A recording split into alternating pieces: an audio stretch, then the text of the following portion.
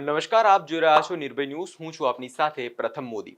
ગુજરાતમાં ચોમાસું હાલ પૂરું થઈ ગયું હતું અને દિવાળીનો તહેવાર ચાલી રહ્યો હતો. તેવા સમયે અચાનક કમોસમી વરસાદે એન્ટ્રી લીધી છે અને ગુજરાતના ઘણા બધા વિસ્તારો જેવા કે સૌરાષ્ટ્રનો ભાગ છે, દક્ષિણ ગુજરાતનો ભાગ છે, તે વિસ્તારોમાં ભારેથી અતિ ભારે વરસાદની જે આગાહી છે જોવા મળી રહી છે.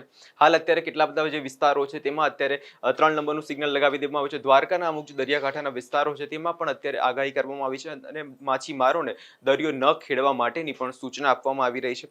આપણે હવામાન વિભાગના નકશા દ્વારા સમજશું કે કયા કયા વિસ્તારોમાં જે વરસાદ જે દેખાઈ રહ્યો છે. હવે જો અત્યારે આપણે વાત કરીએ કે આજે 25 તારીખની વાત કરવામાં આવે તો ગીર સોમનાથના જે ભાગમાં છે તેમાં યલો એલર્ટ આપવામાં આવ્યું છે. ગીર સોમનાથ છે, અમરેલી છે, ભાવનગર છે, જે તે દરિયાકાંઠાના જે વિસ્તારો છે ત્યાં અત્યારે યલો એલર્ટ આપવામાં આવ્યું છે અને માછીમારોને દરિયો ન ખેડવા માટેની પણ સૂચના આપવામાં આવી રહી છે. હવે તે રીતે આપણે જોઈએ દક્ષિણ ગુજરાતના ભાગોમાં નજર કરીએ. દક્ષિણ ગુજરાતમાં ભરૂચ છે, સુરત છે, નવસારી, દમણ, વલસાડ, ડાંગ, તાપી, તે બધા વિસ્તારોમાં અત્યારે યલો એલર્ટ છે અને ત્યાં અત્યારે લોકોને વરસાદ જે ત્યાં વરસી રહ્યો છે.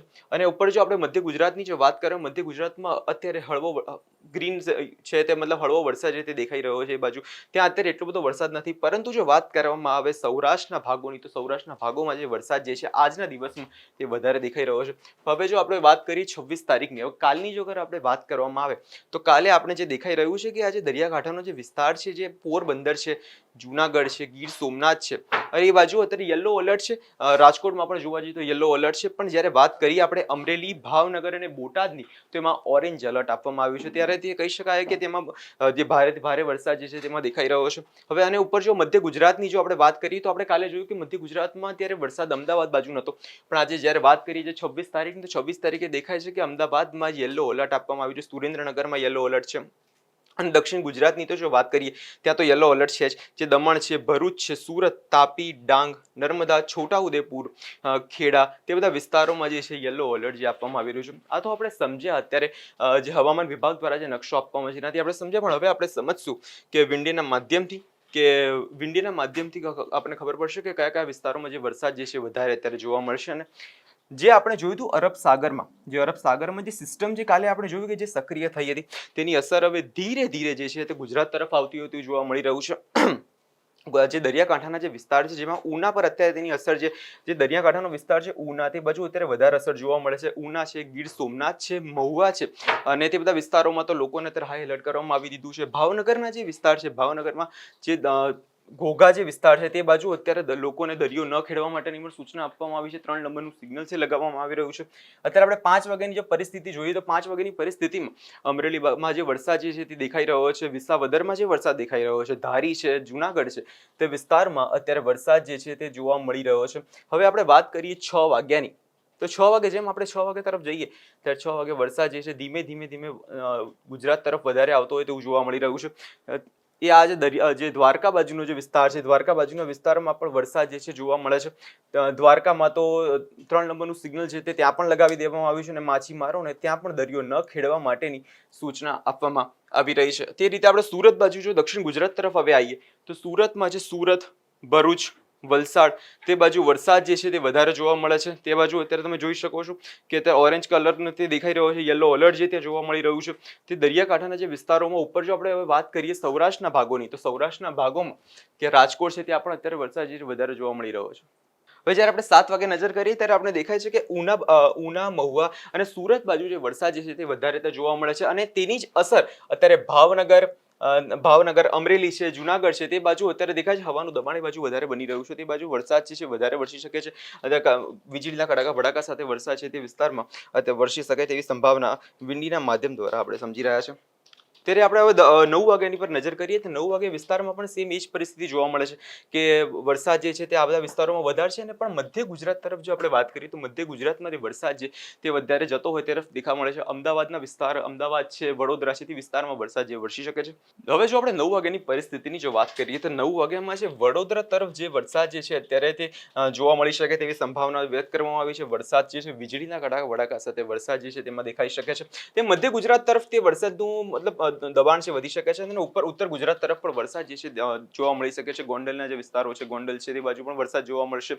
તે બધા વિસ્તારોમાં અત્યારે હાલ વરસાદ જોવા મળે છે. હવામાન નિષ્ણાંત પરેશ ગોસ્વામી દ્વારા શું હવામાનની શું આગાહી કરવામાં આવી છે તે સાંભળી લઈએ. જો કે આજે 25 તારીખ થઈ ગઈ છે અને આ જે માવઠાની શક્યતાઓ છે એમાં આજે 25 થી લઈને 30 સુધી તીવ્રતા થોડીક વધારે હશે, પછી 31 ઓક્ટોબર, 1 અને 2 નવેમ્બર આમાં પછી આપણે એકદમ શક્યતા ઘટી જશે, પણ 2 નવેમ્બર સુધી વરસાદની આગાહી છે, જેમાં સૌથી વધારે અસર છે સૌરાષ્ટ્રના દરિયાઈ કાંઠાના ભાગો અને દક્ષિણ ગુજરાતના ભાગોની અંદર જોવા મળે તેવું એક અનુમાન છે. હવે સૌપ્રથમ વિસ્તાર વાઇઝ વાત કરવા જઈએ તો દક્ષિણ ગુજરાતના લગભગ તમામ સેન્ટરની અંદર શક્યતાઓ છે, જેમાં ભરૂચ, અંકલેશ્વર, રાજપીપળા, સુરત, વલસાડ, વાપી, બારડોલી, બિલીમોરા, ડાંગ તમામ જે વિસ્તારો છે, વાપી, નવસારી સહિતના તમામ વિસ્તારોની અંદર અડધાથી લઈને 1.5 ઇંચ સુધીનો વરસાદ અને 1-2 સેન્ટરમાં 1.5 ઇંચ કરતા વધારે વરસાદ પડે તેવું અનુમાન છે. ત્યાં ઘણા બધા વિસ્તારને આવરી લેશે, પણ એવું પણ બને કે દક્ષિણ ગુજરાતના મેં જેટલા જિલ્લા જણાવ્યા એમાં સાર્વત્રિક ન હોય પણ 50-60% વિસ્તારમાં હોય, બીજા વિસ્તારમાં ન હોય એવું પણ બનશે. સૌરાષ્ટ્રની અંદર પણ આમ તો સૌરાષ્ટ્રના તમામ સેન્ટરની અંદર શક્યતાઓ છે, પણ સૌથી વધારે તીવ્રતા છે 4 જિલ્લામાં જોવા મળશે, જેમાં ભાવનગર, અમરેલી, ગીર સોમનાથ, જુનાગઢ આ 4 જિલ્લા એવા હશે કે ત્યાં વરસાદની તીવ્રતા થોડીક વધારે હશે અને આ વિસ્તારોની અંદર 1 થી લઈને 1.5-2 ઇંચ સુધી અને 1-2 સેન્ટરમાં 2 ઇંચ કરતા વરસાદ વધારે પડી શકે. આ 4 જિલ્લાની અંદર પણ એવું બનશે કે કદાચ 50-60% વિસ્તારમાં હોય અને બીજા વિસ્તારમાં ન હોય. એવી જ રીતે પશ્ચિમ સૌરાષ્ટ્રના વિસ્તાર છે, જેમાં દ્વારકા, જામનગર અને પોરબંદર એમાં વધારે પડતા ઘાટા વાદળ અને છૂટાછવાયા કોઈ જગ્યાએ હળવાથી સામાન્ય 1-2 સેન્ટરની અંદર મધ્યમ ઝાપટા પડે તેવું અનુમાન છે. એટલે જુનાગઢ, ગીર સોમનાથ, અમરેલી, ભાવનગરમાં જે વરસાદ પડશે એના કરતા પશ્ચિમ સૌરાષ્ટ્રમાં તીવ્રતા ઓછી હશે, છતાં પણ ત્યાં છૂટાછવાયા વિસ્તારોની અંદર વરસાદની સંભાવનાઓ રહેલી છે. બોટાદ, મોરબી, સુરેન્દ્રનગર અને રાજકોટ જેવા વિસ્તારો છે એમાં વધારે પડતા ઘાટું વાદળછાયું વાતાવરણ જોવા મળે અને છૂટા છવાયા વિસ્તારમાં ત્યાં પણ ઝાપટા પડી શકે, ત્યાં પણ વરસાદની તીવ્રતા ઓછી રહેશે. અને સૌથી ઓછી તીવ્રતા વરસાદની જોવા મળે એ હશે કચ્છ જિલ્લો. કચ્છ જિલ્લાની અંદર ઘાટા વાદળ જોવા ચોક્કસથી મળશે. દરિયાઈ કાંઠાના વિસ્તારની અંદર છૂટા છવાયા ઝાપટા જોવા મળે, અંદરના વિસ્તારની અંદર છૂટા છવાયા કોઈ જગ્યાએ સામાન્ય ઝાપટા નોંધાય એવી શક્યતાઓ છે. બાકી કચ્છ જિલ્લામાં તીવ્રતા ખૂબ ઓછી રહેશે, ત્યાં બહુ મોટો કોઈ ખતરો નથી.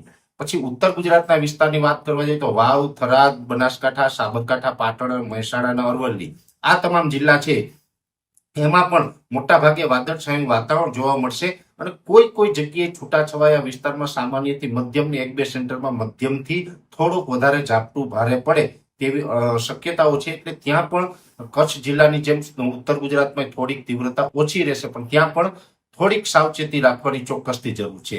મધ્ય ગુજરાતની અંદર અમદાવાદ, ગાંધીનગર, કપરવંત, વિરમગામ, સાણંદ, આણંદ, નડિયાદ, ખેડા, વડોદરા આ તમામ વિસ્તાર છે એમાં પણ છૂટા છવાયા ઝાપટાઓ પડી શકે છે. એટલે કે 50%માં હશે, 50%માં નહીં હોય.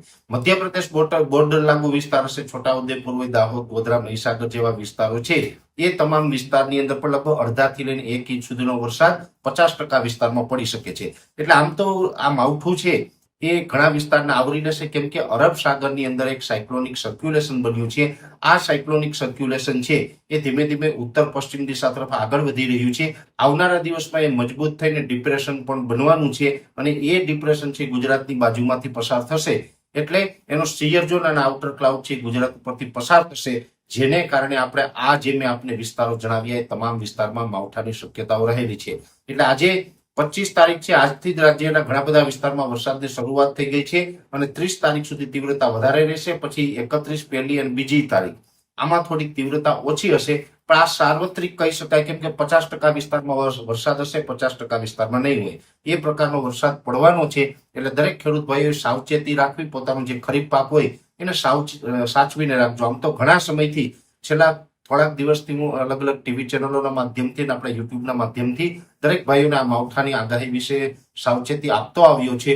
હજુ પણ આજે આગાહીનો પ્રથમ દિવસ છે, આજે પણ દરેક ખેડૂત ભાઈઓને સાવધાન કરું છું કે સાવધાન રહેજો, સાવચેત રહેજો. આપણું ઓછામાં ઓછું નુકસાન થાય એ માટે થઈને આપણો પાક છે એને સાચવી લેવો, તાડપત્રીથી ઢાંકી દેવો વગેરે જે કાળજી લેવાની હોય એ કાળજી દરેક મિત્રોએ રાખવી, જેથી કરીને આપણું ઓછામાં ઓછું નુકસાન થઈ શકે છે. એટલે ખાસ માવઠાના વરસાદની જે શક્યતાઓ હતી આપણે ઘણા સમયથી આગાહી આપતા હતા એ માવઠાના વરસાદની આજથી ઘણા વિસ્તારમાં શરૂઆત થઈ ગઈ છે અને હજુ આવનારા દિવસમાં ઘણી જગ્યાએ માવઠાના વરસાદ પડશે. પણ હા, તમારા વિસ્તારમાં કેવો વરસાદ છે તે અમને કમેન્ટ કરી જરૂરથી જણાવજો અને અમારી ચેનલ નિર્ભય ન્યૂઝને લાઇક, શેર અને સબસ્ક્રાઇબ કરવાનું ભૂલશો નહીં.